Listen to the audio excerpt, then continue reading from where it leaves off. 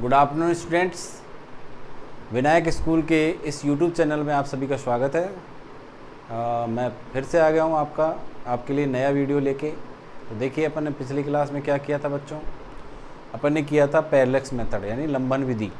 लंबन विधि में आपने क्या देखा था कि जैसे मान लीजिए बहुत दूरी पर कोई जैसे सूरज है, पृथ्वी है, इसके ऊपर अपन बहुत लंबी दूरियां निकालते थे। जैसे मान लीजिए ये पृथ्वी है, पृथ्वी क्या करती है, सूरज के चारों तरफ चक्कर लगाती है। अब आपको क्या करना है, इस पृथ्वी से इस सूरज की दूरी देखनी है आपको। तो क्या करेंगे आप, इसकी एक पोजीशन से देखेंगे, फिर दूसरी पोजीशन से देखेंगे। तो ये जो दूरी है ये क्या आ गया, एक तरह से ये हो गया इसका चाप, ये d इसकी त्रिज्या हो गई और यहाँ पर एक थीटा कोण बना दिया इसने। तो अपन क्या लगाएंगे फॉर्मूला, कोण बराबर चाप बटे त्रिज्या। क्या लगाएंगे, कोण बराबर चाप बटे त्रिज्या। तो ये थीटा है हमारे पास, तो थीटा बराबर क्या हो जाएगा, चाप क्या हो गया हमारे पास, इसको मान लेते हैं अपन a, इसको मान लेते हैं b। ठीक है, तो इसको क्या करेंगे अपन,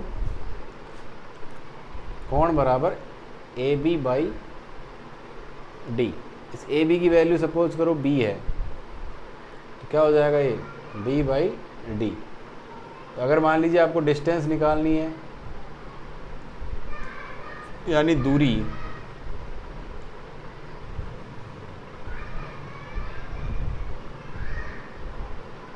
क्या हो जाएगा, ये दूरी d बराबर b बाई थीटा हो जाएगा। दूरी d बराबर b बाई थीटा हो जाएगा। यहाँ से अपन ये कोण अगर पता लगा लिया और जहाँ से जिस जगह से आपको इसको मापन करना है उसकी दूरी अपने को पता है, तो अपन आराम से दूरी निकाल सकते हैं।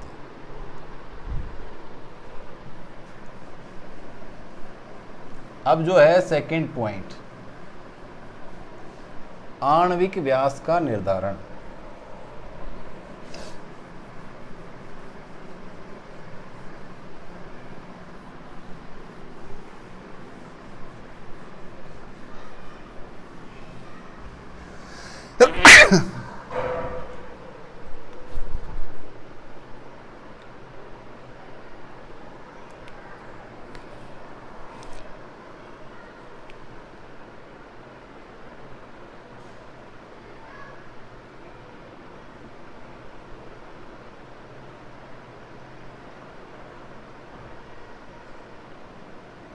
आणविक व्यास का निर्धारण देखो कैसे होता है बेटा।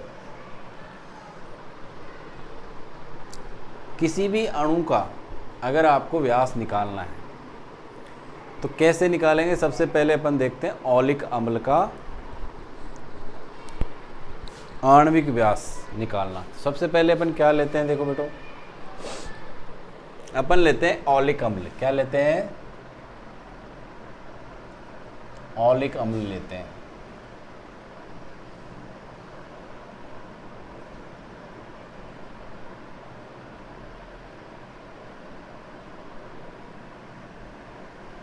औलिक अम्ल को क्या करते हैं, थोड़ा पतला कर लेते हैं। ऐसे करते हैं कि एक अणु तो औलिक अम्ल का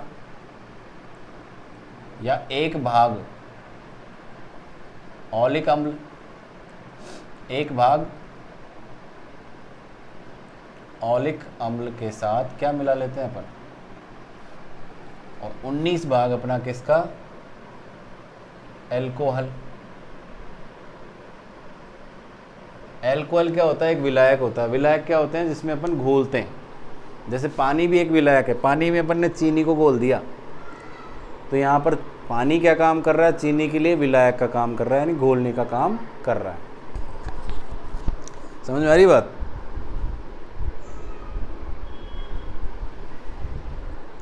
अब आपने एक भाग लिया औलिक अम्ल का और 19 भाग लिए एल्कोहल के। ठीक है, तो अपने पास जो सॉल्यूशन प्राप्त होगा वो कितना हो जाएगा, 1/20, यानी एक भाग आपका इसमें ऑलिक अम्ल है, टोटल भाग कितने अपने पास 20। अब फिर से अपन वही करते हैं, एक भाग सॉल्यूशन का लेते हैं,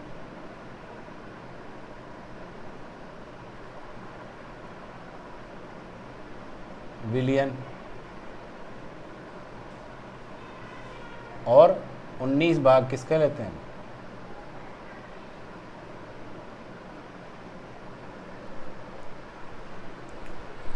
एल्कोहल के लेते हैं।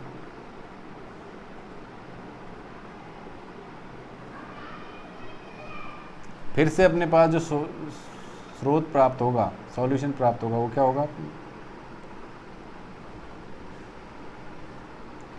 Centimetre cube. ये अपने पास प्राप्त हो जाएगा। कितना प्राप्त हो जाएगा,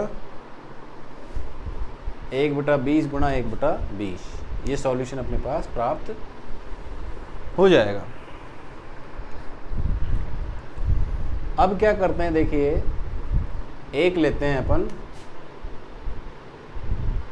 पात्र,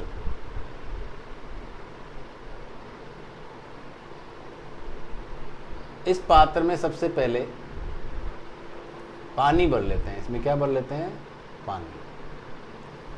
यहां पर आप किसका छिड़काव कर दोगे,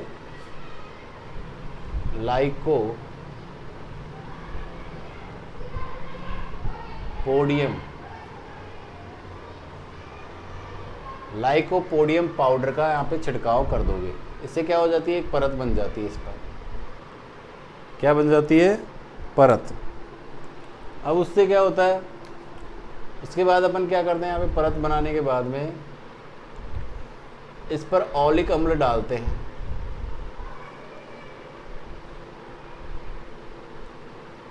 और ऑलिक अम्ल कैसे डालते हैं, एक एक बूंद करके डालते हैं। मान लो उस बूंद का जो आयतन है वो 20 सेंटीमीटर क्यूब है। कितना है, 20 सेंटीमीटर क्यूब है।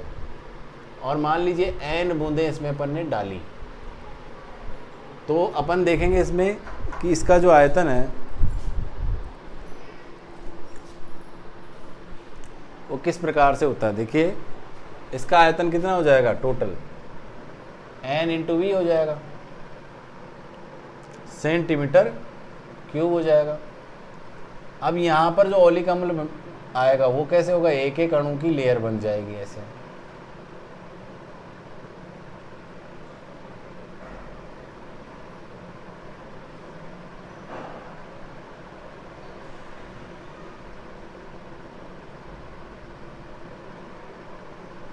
एक एक अणु की लेयर बन जाएगी। उससे होगा क्या,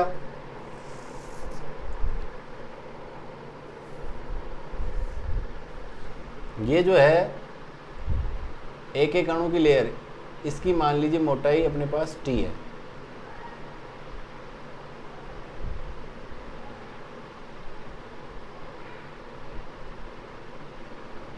ओके, इसकी मोटाई अपने पास t है। और ये जो क्षेत्रफल है वो कैपिटल A है। तो आयतन कितना हो जाएगा, A × t। अब ये A × t किसके बराबर हो जाएगा, जैसे मान लीजिए अपन ने n बूंदें ऑलिक अम्ल की डाली, तो एक बूंद का आयतन मान लीजिए V है, तो n बूंदों का आयतन क्या हो जाएगा, NV। लेकिन जो सॉल्यूशन बनाया है उसमें ऑलिक अम्ल की मात्रा कितनी है अपने पास, 1/20 × 1/20। तो n बूंदों में आयतन कितना हो जाएगा, NV/20 × 20। और ये किसके बराबर हो जाएगा, ये हो जाएगा A × t के बराबर। तो t का मान कितना आ जाएगा, t क्या है, अणु का व्यास है।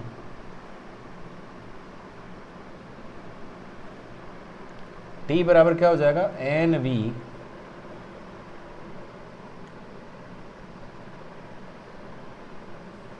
NV divided by 20 multiplied by 20 multiplied by A। ये इसका मान आ जाएगा।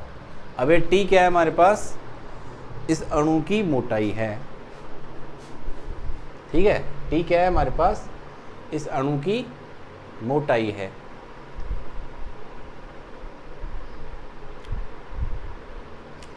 इस प्रकार से ऑलिक अम्ल का एक परत लेयर बनती है, तो ये T जो है इसका एक तरह से व्यास हो गया, और इस प्रकार से अपन इसके व्यास का निर्धारण कर सकते हैं। तो वापस से समझ लेते हैं। देखिए, आणविक व्यास के निर्धारण में अपन क्या करते हैं, ऑलिक अम्ल लेते हैं। ऑलिक अम्ल ही क्यों लेते हैं, क्योंकि ऑलिक अम्ल में क्या होता है बेटा, ऑलिक अम्ल का जो साइज होता है वो बड़ा होता है, और साइज बड़ा होने की वजह से इसका जो साइज है वो आराम से काउंट किया जा सकता है। तो उसके लिए अपन क्या करते हैं, सबसे पहले ऑलिक अम्ल लेते हैं। अब ऑलिक अम्ल के जो सॉल्यूशन है उसको पतला करते हैं, उसकी सांद्रता को घटाते हैं। सांद्रता को घटाने के लिए अपन क्या करते हैं, उसमें कोई विलायक मिलाते हैं। विलायक में उसको मिलाते हैं, जैसे विलायक क्या हो सकता है, जल हो सकता है, अल्कोहल हो सकता है। तो आप क्या करेंगे, अल्कोहल लेंगे, अल्कोहल के अंदर ऑलिक अम्ल को मिला लेंगे। उसको क्या करते हैं, एक भाग आपको ऑलिक अम्ल लेना है, उसको अल्कोहल में मिला के उसका कितना भाग कर लेना है, 20 कर लेना है। यानी उसका जो सॉल्यूशन आएगा वो 1/20 हो जाएगा। फिर इसको फिर से एक भाग लेंगे और फिर इसको 20 बना लेंगे, 19 भाग अल्कोहल मिला लेंगे, तो फिर से ये सॉल्यूशन कितना हो गया, 1/20 तो पहले से ही था, और 1/20 और हो गया, तो यानी 1/20 मल्टीप्लाइड बाई 1/20, ये सॉल्यूशन हो गया। अब देखिए यहाँ क्या करते हैं अपन, एक पात्र लेते हैं, पात्र के अंदर जल भर लेते हैं, और जल भरने के बाद में ऑलिक अम्ल का जो सॉल्यूशन था, जो कौन सा वाला 1/20 और 1/20, उसकी एक एक बूंद इस पे डालते रहते हैं। उससे क्या होगा, देखिए एक बूंद का अपन आयतन निकाल लेंगे। मान लीजिए वो आयतन V है, तो उसको इस पर डालने से क्या होगा, मान लीजिए n बूंदे अपन ने डाली, तो अपन को आयतन पता लग जाएगा। आयतन कितना हो गया, NV, और इसमें ऑलिक अम्ल की मात्रा कितनी है अपने पास, 1/20/1/20, यानी कुल मिला के कितना आयतन हो गया उसका, NV/20 मल्टीप्लाइड बाई 20। अब देखो एक आयतन तो अपन ने इस तरीके से निकाल लिया बूंद को देख के। दूसरा आयतन अपन कैसे निकाल सकते हैं, जो ऑलिक अम्ल अपन ने यहाँ डाला वो क्या होगा, इसकी सतह पर फैलेगा। तो फैलेगा तो लगभग गोलाकार हो जाएगा, तो उसका अपन क्षेत्रफल आराम से निकाल सकते हैं। क्षेत्रफल निकाल लिया, और ये ऑलिक अम्ल है जिसकी सिंगल परत बन रही है, यानी एक एक परत, एक एक अणु की परत बन रही है। क्योंकि अपन ड्रॉप करेंगे ना तो फैलता जाएगा, तो अपन इतना डालेंगे नहीं ड्रॉप की वो पूरी तरह से फैल जाए और उसकी डबल परत बन जाए। अपन सिंगल परत ही बना रहे, तो उससे क्या होगा, उसका क्षेत्रफल अपन निकाल लेंगे, और क्षेत्रफल गुणा मोटाई, यह B आयतन होता है, तो इस आयतन के बराबर कर देंगे। इसमें अपने को मोटाई से मतलब है, मोटाई का मतलब इस सिंगल परत है तो इसका व्यास के बराबर होगी मोटाई, तो ये व्यास आ जाएगा अपने पास NV/20 multiplied by 20 multiplied by A। इस प्रकार से अपन ऑलिक अम्ल का व्यास ज्ञात कर सकते हैं। आणविक व्यास का निर्धारण कैसे करेंगे, इस विधि के द्वारा कर सकते हैं। इसमें कोई भी डाउट हो तो बता देना कमेंट सेक्शन में।